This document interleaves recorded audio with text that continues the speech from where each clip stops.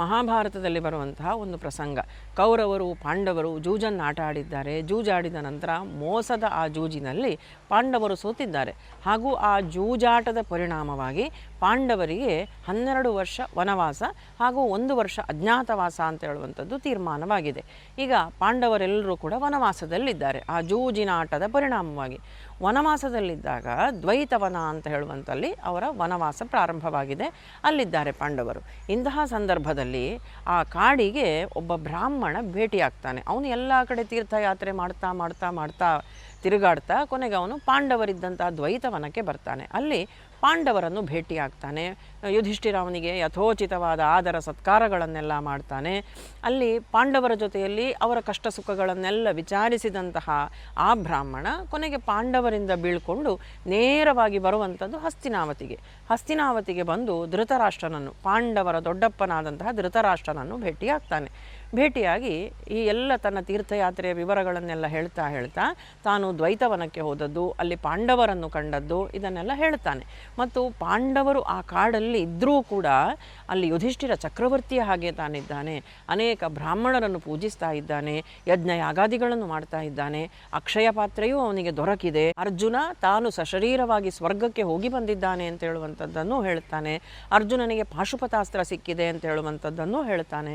ಅದರ ಜೊತೆಯಲ್ಲಿ ಪಾಂಡವರಿಗೆ ಕಷ್ಟ ಉಂಟಪ್ಪ ಕಾಡಲ್ಲಿ, ಅಕ್ಷಯ ಪಾತ್ರೆ ಇರಬಹುದು, ಎಲ್ಲ ಇದ್ದರೂ ಕೂಡ ಅವರು ರಾಜನ ಮಕ್ಕಳು, ಚಕ್ರವರ್ತಿಗಳಾಗಿ ಈ ಹಸ್ತಿನಾವತಿಯಲ್ಲಿ ಇರಬೇಕಾದಂತಹ ಯುಧಿಷ್ಠಿರ ಇವತ್ತು ಕಾಡಲ್ಲಿದ್ದಾನೆ, ಯಾವುದೇ ಸೌಕರ್ಯ ಅವನಿಗಿಲ್ಲ. ಅವರು ಪಡ್ತಾ ಇದ್ದಂತಹ ಕಷ್ಟವನ್ನೂ ಕೂಡ ಈ ಬ್ರಾಹ್ಮಣನಿಂದ ಧೃತರಾಷ್ಟ್ರ ತಿಳಿತಾನೆ. ಒಂದು ಮಟ್ಟಲ್ಲಿ ಸುಖ ಇದೆ, ಆದರೂ ಕೂಡ ರಾಜರ ಮಕ್ಕಳಾದಂಥ ಅವರಿಗೆ ಈ ಒಂದು ದುರ್ಗತಿ ಬಂತಲ್ಲ ಅಂತ ಧೃತರಾಷ್ಟ್ರನಿಗೆ ಒಂದು ಸ್ವಲ್ಪ ಪಶ್ಚಾತ್ತಾಪವೂ ಆಗ್ತದೆ. ಆ ಬ್ರಾಹ್ಮಣನಿಂದ ಈ ವಿಷಯವನ್ನೆಲ್ಲ ಕೇಳಿದ ನಂತರ ನನ್ನ ತಮ್ಮನ ಮಕ್ಕಳಿಗೆ ನಾನೆಲ್ಲಿ ಅನ್ಯಾಯ ಮಾಡಿಬಿಟ್ಟೆನಾ, ಮಗನಿಗೆ ಇಲ್ಲ ಅಂತ ಹೇಳಲಿಕ್ಕಾಗದೆ ಇವರನ್ನು ನಾನು ಕಾಡಿಗೆ ಅಟ್ಟಿಬಿಟ್ಟೆನಲ್ಲ ಅಂತ ಒಂದಷ್ಟು ಪಶ್ಚಾತ್ತಾಪದಿಂದ ಧೃತರಾಷ್ಟ್ರ ಬೇಯ್ತಾ ಇರ್ತಾನೆ. ಇದೆಲ್ಲವನ್ನೂ ಕೂಡ ಈ ಬ್ರಾಹ್ಮಣ ಮತ್ತು ಧೃತರಾಷ್ಟ್ರ ಮಾತಾಡ್ತಾ ಇರುವಂಥದ್ದನ್ನು ಮರೆಯಲ್ಲಿ ನಿಂತು ಶಕುನಿ ಕೇಳ್ತಾ ಇದ್ದಾನೆ. ಶಕುನಿ ಇದನ್ನೆಲ್ಲವನ್ನು ಕೇಳಿ ದುರ್ಯೋಧನನ ಹತ್ರ ಬಂದು ಹೇಳ್ತಾನೆ, ನೋಡಪ್ಪ ಕಾಡಲ್ಲಿ ಹೀಗೆಲ್ಲ ಆಯ್ತಂತೆ, ಬ್ರಾಹ್ಮಣ ಬಂದು ಹೇಳ್ತಾ ಇದ್ದಾನೆ ನಿನ್ನ ತಂದೆಯ ಹತ್ರ ಅಂತ ಹೇಳ್ತಾನೆ. ನೋಡು, ದುರ್ಯೋಧನ ಇವತ್ತು ಇಲ್ಲಿ ಪಾಂಡವರಿಲ್ಲದೆ ಹಸ್ತಿನಾವತಿಗೆ ಮಹಾರಾಜನಾಗಿ ನೀನು ನಿಂತುಕೊಂಡಿದ್ದಿ, ನಿನ್ನನ್ನು ವಂದಿಮಾಗದರು ಸ್ತುತಿಸ್ತಾರೆ, ಅನೇಕ ಬ್ರಾಹ್ಮಣರೂ ಕೂಡ ನಿನ್ನನ್ನು ಪೂಜಿಸ್ತಾರೆ.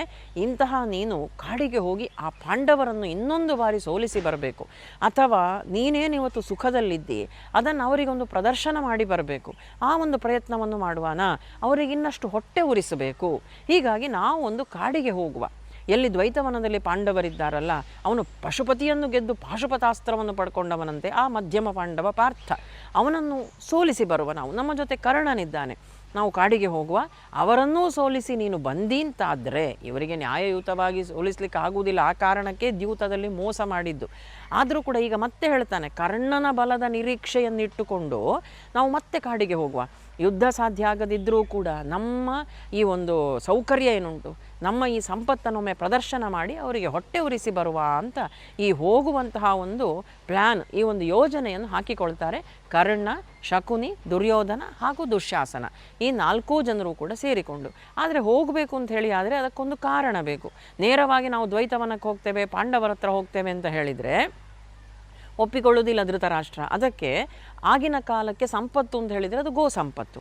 ಆ ಗೋ ಸಂಪತ್ತೆಲ್ಲ ಇದ್ದದ್ದು ದ್ವೈತವನದ ಹತ್ರ ಕಾಡಿನಲ್ಲಿ. ಆ ಕಾಡಿಗೆ ಹೋಗಿ ನಾವು ಆ ಹಸುಗಳನ್ನೆಲ್ಲ ಪರೀಕ್ಷಿಸಿ ಬರ್ತೇವೆ, ಅವುಗಳ ಯೋಗಕ್ಷೇಮವನ್ನು ನೋಡಿಕೊಂಡು ಬರ್ತೇವೆ. ಈಗ ಎಲ್ಲಿಯಾದರೂ ಗೋ ಸಂಪತ್ತು ಹೆಚ್ಚಾಗಿದ ಅಂತ ಹೇಳುವಂಥದ್ದನ್ನು ಪರೀಕ್ಷೆ ಮಾಡಿ ಬರ್ತೇವೆ. ಈ ಕಾರಣಕ್ಕಾಗಿ ನಾವೊಮ್ಮೆ ಹೋಗ್ತೇವೆ ದ್ವೈತವನಕ್ಕೆ ಅಂತ. ಇವನ ದುರ್ಬುದ್ಧಿ ತಿಳಿಲಿಕ್ಕೆ ಧೃತರಾಷ್ಟ್ರನಿಗೇನು ಹೆಚ್ಚು ಹೊತ್ತು ಬೇಕಾಗುವುದಿಲ್ಲ. ಅವನಿಗೆ ಗೊತ್ತುಂಟು ಇವನು ಯಾಕೆ ಹೋಗ್ತಾ ಇದ್ದಾನೆ ಮಗ ಅಂತ ಹೇಳುವಂಥದ್ದು. ಆದರೂ ಮಗನನ್ನು ತಡೆಯುವಂಥ ಸಾಮರ್ಥ್ಯ ಅವನಿಗಿಲ್ಲ. ಪುತ್ರ ವ್ಯಾಮೋಹ ಅತ್ಯಂತ ಹೆಚ್ಚು. ಕೊನೆಗೆ ತಂದೆಯ ಮನಸ್ಸನ್ನು ಒಲಿಸಿ ಕರ್ಣ, ಶಕುನಿ, ದುರ್ಯೋಧನ, ದುಶ್ಯಾಸನ, ದುಷ್ಟ ಚತುಷ್ಟಯ ಅಂತ ಇವರನ್ನು ಕರೀತಾರೆ. ಈ 4 ಜನರು ಕೂಡ ಅಪಾರ ಸಣ್ಣ ಸೈನ್ಯವನ್ನು ತೆಗೆದುಕೊಂಡು ಏನೆಲ್ಲ ತಮ್ಮ ಸಂಪತ್ತುಗಳನ್ನಲ್ಲಿ ತೋರಿಸಬಹುದು ಅಂತಹ ಎಲ್ಲ ವ್ಯವಸ್ಥೆಗಳನ್ನೂ ತಮ್ಮ ಜೊತೆಯಲ್ಲಿ ಹಿಡಿದುಕೊಂಡು, ಛತ್ರ ಚಾಮರಗಳನ್ನು ಹಿಡ್ಕೊಂಡು, ದೊಡ್ಡ ದೊಡ್ಡ ಚಿನ್ನದ ರಥಗಳಲ್ಲಿ ತಾವು ಕೂತುಕೊಂಡು, ಮುತ್ತು ಝಾಲರಿಯಿಂದ ಅಲಂಕೃತವಾಗಿದ್ದಂತಹ ರಥ ಅದರಲ್ಲೆಲ್ಲ ಕೂತ್ಕೊಂಡು ತಾವು ಆ ದ್ವೈತವನಕ್ಕೆ ಹೋಗ್ತಾರೆ. ಇದನ್ನು ದುರ್ಯೋಧನ ಘೋಷಯಾತ್ರೆ ಅಂತ ಕರೀತಾರೆ. ಪಾಂಡವರ ಹೊಟ್ಟೆ ಉರಿಸಬೇಕು ಅಂತ ಹೇಳಿಯೇ ಹೋಗುವಂಥದ್ದು ಈ ದುಷ್ಟ ಬುದ್ಧಿಯ ದುರ್ಯೋಧನ ಆ ದ್ವೈತವನಕ್ಕೆ. ದ್ವೈತವನಕ್ಕೆ ಹೋಗಿದ್ದಾನೆ.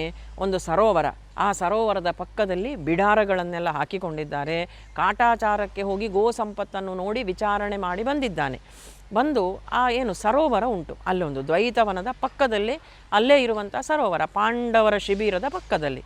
ಆ ಸರೋವರದಲ್ಲಿ ನಾವು ಸ್ನಾನ ಮಾಡಬೇಕು ಅಂತ ಇವನ ಸೇವಕರೆಲ್ಲರೂ ಕೂಡ ಸರೋವರಕ್ಕೆ ಇಳಿಯುವಂತಹ ಹೊತ್ತಿನಲ್ಲಿ ಆವಾಗಲೇ ಆ ಸರೋವರದಲ್ಲಿ ದೇವಲೋಕದಿಂದ ಬಂದಂತಹ ಚಿತ್ರರಥ ಅಂತ ಹೇಳುವಂತಹ ಗಂಧರ್ವ ಹಾಗೂ ಅವನ ಗಂಧರ್ವ ಸ್ತ್ರೀಯರು, ವಿದ್ಯಾಧರರು, ಇತರ ಅನೇಕ ದೇವತೆಗಳು ಆ ಸರೋವರವನ್ನು ಆಗಾಗಲೇ ಆಕ್ರಮಿಸಿಕೊಂಡಿದ್ದರು. ಅವರಲ್ಲಿ ತಮ್ಮ ಕ್ರೀಡೆಯಲ್ಲಿ ತಾವು ನಿರತರಾಗಿದ್ದಾರೆ. ಆ ಸರೋವರದಲ್ಲಿ ಜಲಕ್ರೀಡೆ.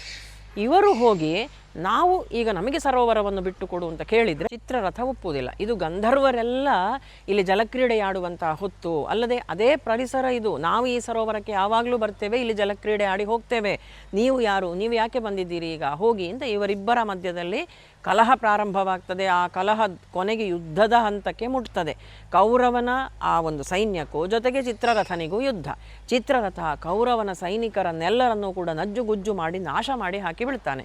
ಈಗ ಕರ್ಣ ಬರ್ತಾನೆ. ಕರ್ಣನಿಗೂ ಚಿತ್ರರಥನಿಗೂ ಯುದ್ಧ ನಡೆಯುವಾಗ ಈ ಗಂಧರ್ವನಿಂದ ಸೋತು ನಾವೆಲ್ಲ ಏನು ಮಹಾಪರಾಕ್ರಮಿ ಕರ್ಣ, ಅರ್ಜುನನಿಗೆ ಸಮನಾಗಿದ್ದವನು ಅಂತ ನಾವೇನು ಭಾವಿಸಿ ಕರುಣೆಯ ಅನುಕಂಪದ ಹೊಳೆಯನ್ನೇ ಹರಿಸ್ತೇವಲ್ಲ ಈ ಕರ್ಣನಿಗೆ, ಇವನ ಬುದ್ಧಿ ಇದು ಮಹಾಭಾರತದಲ್ಲಿ ತೋರಿಸಿಕೊಡ್ತಾರೆ ನಮಗೆ ಕರ್ಣನ ಬುದ್ಧಿ ಅಂತದ್ದು ಅಂತ. ಅವನು ಸೋತು ಸುಣ್ಣಾಗಿ ಅಲ್ಲಿಂದ ಓಡಿ ಹೋಗ್ತಾನಂತೆ. ಆ ಘೋಷಯಾತ್ರೆಗೆ ಪ್ಲ್ಯಾನ್ ಮಾಡಿದ್ದಂತಹ ದುರ್ಯೋಧನನೇ, ಪ್ಲ್ಯಾನ್ ಮಾಡಿದ್ದಂಥ ಕರ್ಣನೇ ಚಿತ್ರರಥನಿಂದ ಸೋತು ತಾನಲ್ಲಿಂದ ಹೋಗ್ತಾನೆ. ಹೀಗೆ ಎಲ್ಲರೂ ಸೋತಾಗುವಾಗ ದುರ್ಯೋಧನನೇ ಯುದ್ಧಕ್ಕೆ ಅಂತ ಬರ್ತಾನೆ. ದುರ್ಯೋಧನ ಬಂದರೆ ಏನು, ದುರ್ಯೋಧನನು ಚಿತ್ರರಥನ ಮುಂದೆ ಲೆಕ್ಕಕ್ಕಿಲ್ಲ. ದುರ್ಯೋಧನನನ್ನು ಕೂಡ ಹಿಡ್ಕೊಂಡು ಚಿತ್ರರಥ ತಾನು ಬಂಧಿಸಿ ಬಿಡ್ತಾನೆ. ಈಗ ಚಿತ್ರರಥನ ಜೊತೆಯಲ್ಲಿ ಹೋರಾಡಲಿಕ್ಕೆ ಅಲ್ಲಿ ಯಾರೂ ಸಮರ್ಥರಿಲ್ಲ.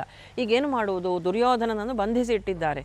ಇನ್ನೀಗ ಸಹಾಯಕ್ಕೆ ಈ ಕೌರವನ ಸೈನಿಕರು ನೇರವಾಗಿ ಹೋಗುವಂಥದ್ದು ಪಾಂಡವರ ಹತ್ರ ಹೋಗಿ ಹೀಗೆ ದುರ್ಯೋಧನನನ್ನು ಸೆರೆ ಹಿಡಿದಿದ್ದಾರೆ ಗಂಧರ್ವರು, ಬಿಡಿಸಿಕೊಡಬೇಕು ಅಂತ. ಆಗ ಭೀಮಾರ್ಜುನನಿಗೆ ಬಹಳ ಸಂತೋಷವಾಗ್ತದೆ.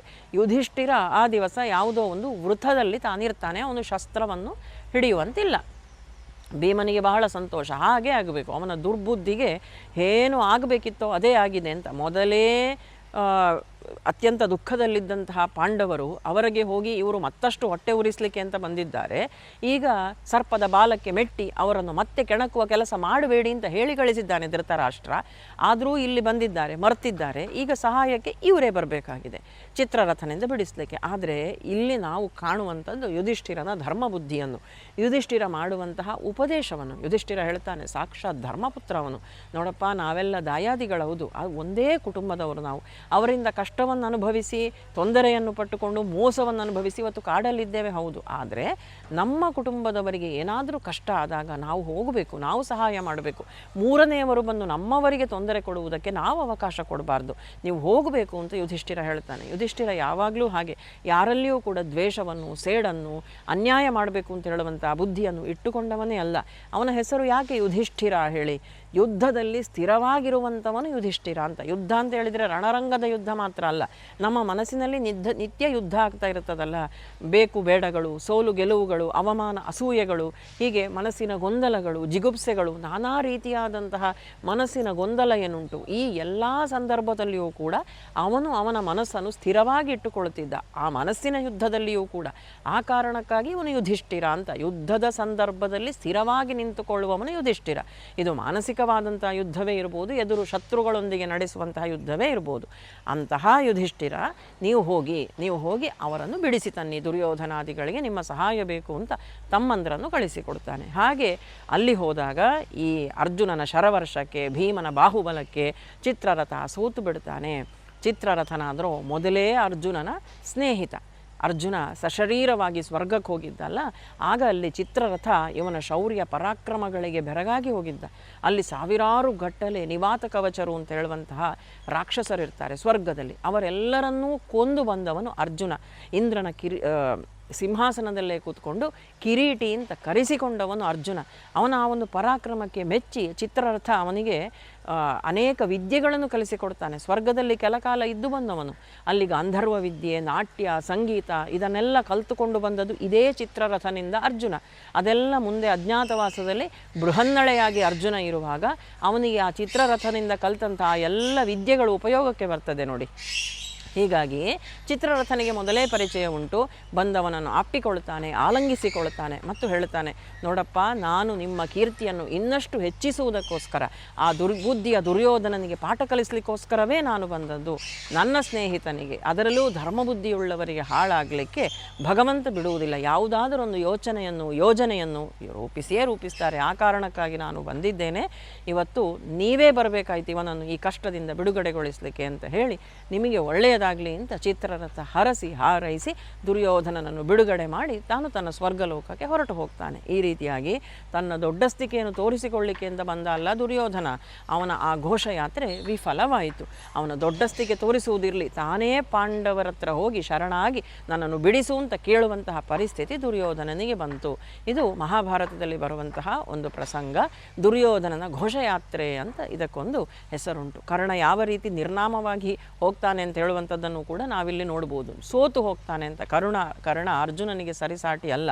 ಯಾಕೆಂತ ಹೇಳಿದರೆ ಅವನಲ್ಲಿದ್ದಂಥ ಬುದ್ಧಿ ಅಂಥದ್ದು. ಯಾಕೆ ಅವನು ಹೋಗಿ ಸೇರಿದ್ದೂ ದುಷ್ಟ ಬುದ್ಧಿಯ ದುರ್ಯೋಧನನ ಜೊತೆಯಲ್ಲಿ, ಅಲ್ಲದೆ ನಾನು ಅರ್ಜುನನಿಗೆ ಸರಿಸಾಟಿ ಆಗಬೇಕು ಅಂತ ಹೇಳುವಂಥದ್ದೇ ಅವನ ಮನಸ್ಸಲ್ಲಿತ್ತೇ ಹೊರತು ನಾನೊಂದು ಸತ್ಕರ್ಮಗಳನ್ನು ಮಾಡಬೇಕು ಅಂತ ಹೇಳುವಂಥ ಯೋಚನೆ ಅವನಿಗೆ ಇರಲೇ ಇಲ್ಲ ನೋಡಿ. ಹಾಗಾಗಿ ಈ ಘೋಷಯಾತ್ರೆ ವಿಫಲವಾಯಿತು. ಇದೊಂದು ಮಹಾಭಾರತದಲ್ಲಿ ಬರುವಂತಹ ಪ್ರಸಂಗ. ಎಲ್ಲರಿಗೂ ಶುಭವಾಗಲಿ, ಮಂಗಳವಾಗಲಿ. ಕೃಷ್ಣಾರ್ಪಣಮಸ್ತು.